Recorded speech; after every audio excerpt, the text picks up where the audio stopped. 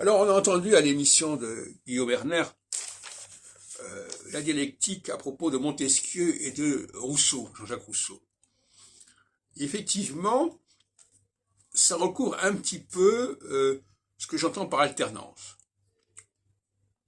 Montesquieu reconnaît la diversité de la société, reconnaît qu'il y a différentes structures qui sont en compétition, qui sont en conflit éventuellement, mais qui ont une raison de l'être. Et Rousseau, lui, il nie cette conflictualité essentielle, en quelque sorte,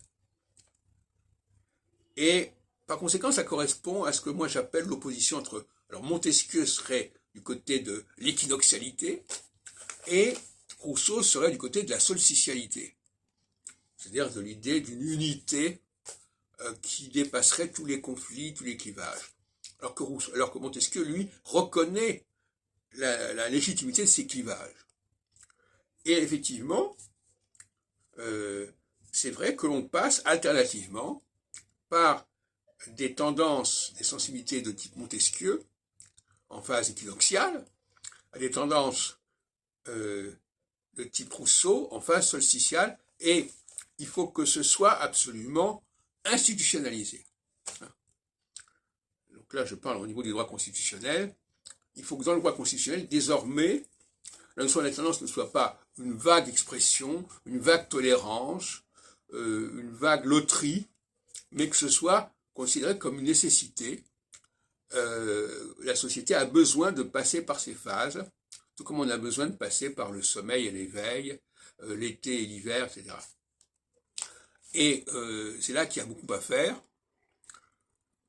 Il ne suffit pas qu'il y ait des partis opposés, il faut aussi que ces partis soient liés à une phase ou à une autre. Parce que c'est leur rôle de produire les candidats, alors là on peut parler de primaire, de produire les candidats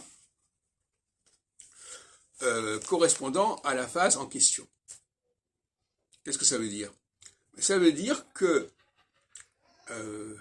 quand on arrive à une phase équinoxiale, eh bien, il faut que le parti qui s'occupe de l'équinoxialité organise des primaires pour choisir les candidats les plus valables.